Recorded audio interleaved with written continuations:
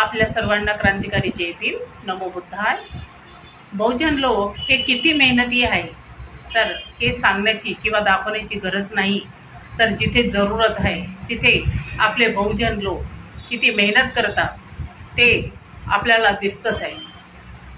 बौद्ध गयातील खान असो, तिथे न सांगताच बौद्ध अन्वयांना, या बौद्ध भिक्षूंना जो त्रास झालेला आहे तो बाजूला सारून त्यांनी बौद्ध गयाची साफसफाई केली.